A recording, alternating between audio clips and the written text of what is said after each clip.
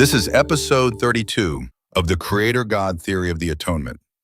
I've titled it Outcome Number 1, Divine Love, with the subtitle The Atonement Vortex and the Meaning of Christ-like Love, Part 6. At the conclusion of our previous episode, we left off with this astute observation and warning from the prophet Joseph Smith: if we start wrong, we may go wrong, and it will be a hard matter to get right. I believe those words, in the illustration now before us, help us understand both how we arrived where we are today and why it has become such a hard matter to get right. We started wrong. We began with a false philosophical starting point, the fallacy of intrinsicism. From that false starting point, we gradually went wrong until we arrived at the fractured and deeply divided culture we see around us today. But what makes it such a hard matter to get right? To answer that question, notice something else about the illustration now before us. The apparent moral high ground belongs entirely to the left side. They march beneath the banner. Stop with the hate. The anger they display appears justified because it is directed against what has already been identified as hate. Now imagine yourself standing with the group on the right. Imagine being placed in the impossible position of appearing to oppose love and defend hate.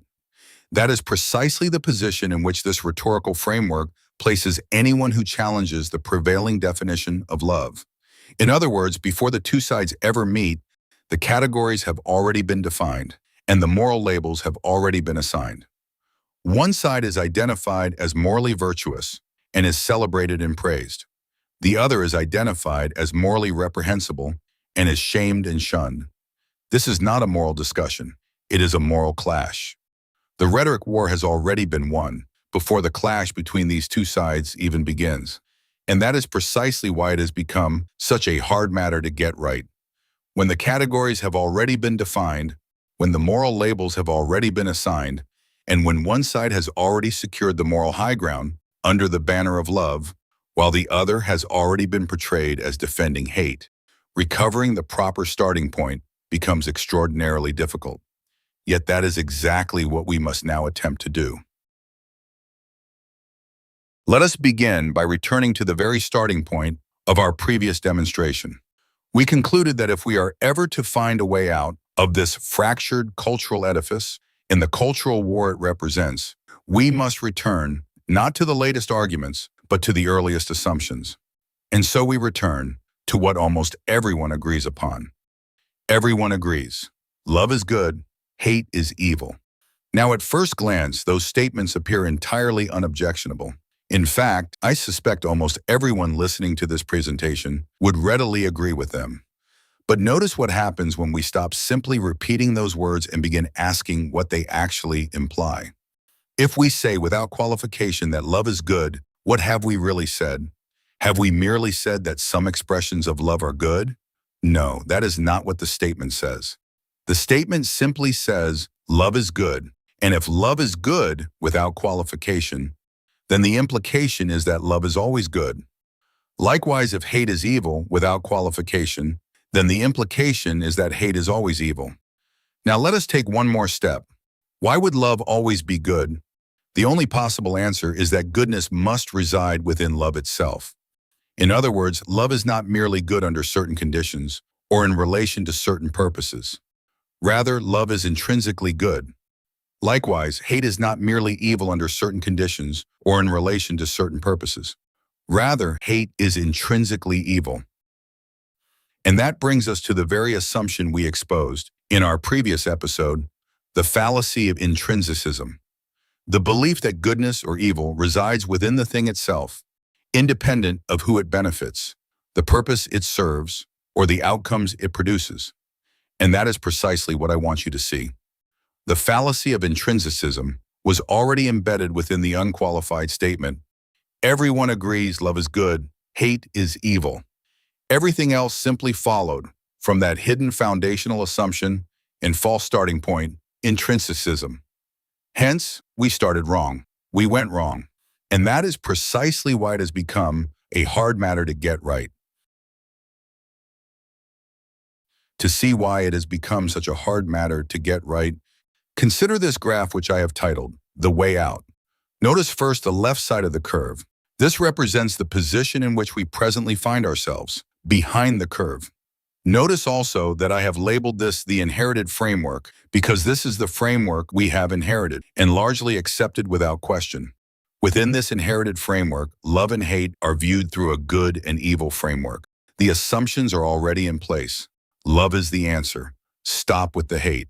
The moral categories have already been assigned before the discussion even begins. As a result, those who disagree are almost always forced into reacting to someone else's assumptions rather than examining those assumptions themselves. That is what it means to be behind the curve. We are continually defending ourselves within a framework that we did not create. Joseph Smith's warning helps us understand why this has become such a hard matter to get right. If we continue arguing within the same framework that produced the problem, we will remain behind the curve. So what is the first step in finding a way out? The first step is not to abandon the categories of love and hate. Rather, it is to change the framework within which those categories are discussed. That is why the right side of the graph represents a proposed framework. Notice that love and hate remain. The categories have not changed. What has changed is the framework. Instead of approaching love and hate first through the categories of good and evil, we now approach them through the categories of true and false. Instead of beginning with moral labels, we begin with truth claims. Instead of simply accepting the familiar claim that love is good and hate is evil, we first expose what those statements actually imply. They imply that love is always good and hate is always evil. Having brought those hidden assumptions into the open, we can now enter an entirely different framework. Instead of accepting those assumptions as settled moral truths, we simply ask, is that true? That single question moves us ahead of the curve.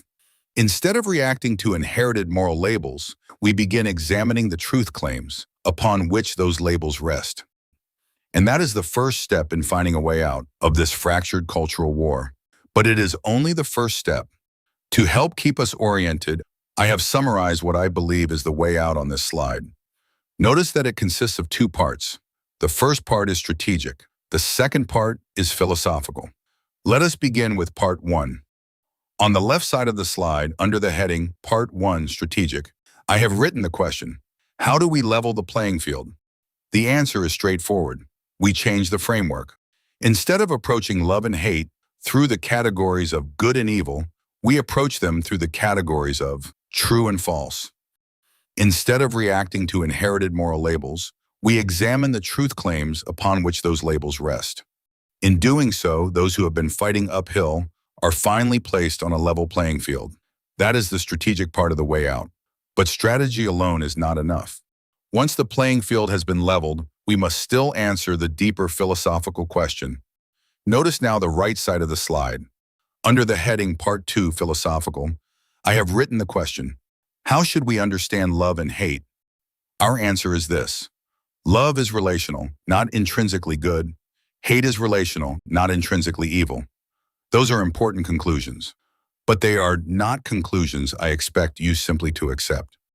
That is why, beneath those two statements, I have listed 3 simple principles that will demonstrate why they are true. The first is the teeter-totter principle. The second is the two-sided coin principle. And the third is the rubber band principle. Together, these 3 principles will provide the philosophical foundation for a relational understanding of love and hate. Having now outlined the 2 parts of the way out, let us return to part 1, the strategic part of the way out. Notice the battlefield before you. It is not a level playing field. But why? Because the inherited moral framework within which this battle takes place labels one side with the moral status associated with love, goodness, virtue, and moral authority, while labeling the other with the moral status associated with hate, vice, evil, and no moral authority or legitimacy whatsoever. One side therefore begins the battle from the moral high ground, a superior position of strategic advantage, because the inherited moral framework has already granted it moral authority while denying the other any moral authority or legitimacy whatsoever. The other therefore begins from the moral low ground, an inferior position that is looked down upon and is at a strategic disadvantage. Instead of advancing their cause on the merits of their own character and arguments, Those occupying the moral low ground are forced into a perpetual defensive posture, constantly defending themselves, reacting to moral accusations, and fighting uphill against a force presumed to occupy the moral high ground, which dismisses them as morally reprehensible and their arguments as unworthy of serious consideration. The strategic problem, therefore, is not merely that those occupying the moral low ground have been losing the battle. The deeper problem is that they have been fighting on a battlefield whose moral terrain favors one side while disfavoring the other before the battle even begins. That is precisely why our first strategic objective in the way out is to level the moral playing field. But how do we level a battlefield whose very terrain has been shaped by an inherited moral framework? The answer is not to fight harder, nor is it merely to fight smarter. The answer is to change the battlefield itself. We do not level the moral playing field by claiming the moral high ground for ourselves. We level it by replacing an inherited moral framework, built upon labels with one built upon truth. For when the framework changes, the battlefield changes. Now notice something different about this new image. Look at the banner on the right. It no longer says hate, vice, evil. It now says stop with the lies. Why such a radical change? Because changing the framework changes the battlefield. The inherited framework forced those on the right to argue within the categories of love and hate. The new framework shifts the discussion away from inherited moral labels and toward truth and falsehood. The first consequence is that both sides now stand on a level playing field. The battle is no longer being fought uphill. Neither side begins with the moral high ground. Neither side inherits moral authority simply by claiming the language of love. The second consequence is that both sides must now justify their claims. In other words, the question is no longer, who stands for love? The question has become, which claims are true? And that is exactly what this new banner represents. This new battle cry, stop with the lies, calls attention to the truthfulness of the claims themselves. It says, in effect, stop with the false assumptions about love and hate being intrinsically good and evil. Stop with the misrepresentation of good and evil as being inherently attached to love and hate. Stop with the false accusations of bigotry, racism, and hatred as moral labels for those who simply disagree with you. The third consequence is that truth, not labels, determines the outcome. With this strategic change in messaging, the battle is no longer over who can successfully claim the language of love, goodness, and virtue. It is over exposing the lies, challenging the false assumptions, correcting the misrepresentations, and rejecting the false accusations. So let us summarize what has changed. Both sides now stand on a level playing field. Both sides must justify their claims. Truth, not labels, determines the outcome. And now that we have seen this strategic shift in the leveling of the playing field illustrated on these ancient battlefields, let's see what those same changes look like in today's modern cultural war. Using today's cultural battlefield as our illustration, let me first make one clarification. These banners, stop with the hate and stop with the lies, are not intended to reproduce the literal slogans carried by either side. Rather, they are symbolic representations of the underlying frameworks, or mindsets, through which each side interprets the cultural battle. Just as the battle axe demonstration used barrels and labels to reveal an underlying moral framework, these banners make visible the assumptions that shape today's cultural conflict. More importantly, these banners are instructional. They are designed to train those on the right to adopt the strategic mindset required to engage the cultural battlefield from a level moral playing field. The first step in that strategic training is to recognize the problem, the unlevel moral playing field. The banner on the left, stop with the hate, makes visible a mindset already expressed. Whenever disagreement is dismissed as hatred, bigotry, racism, or intolerance. It represents the inherited moral framework that places one side on the moral high ground before the battle has even begun. The second step is to reject the cause of that unlevel moral playing field, the inherited moral framework itself. Because that framework rests upon the fallacy of intrinsicism, those on the right must reject its assumptions, refuse to surrender the moral high ground, and refuse to fight uphill beneath its inherited moral labels. The third step is to adopt the solution by choosing to fight from a level moral playing field. Rather than defending yourself within the inherited framework of stop with the hate, counter it by adopting the strategic mindset expressed in the battle cry, stop with the lies. In doing so, the battlefield itself changes. Moral labeling is replaced by moral reasoning. Labels no longer settle the discussion. Truth does.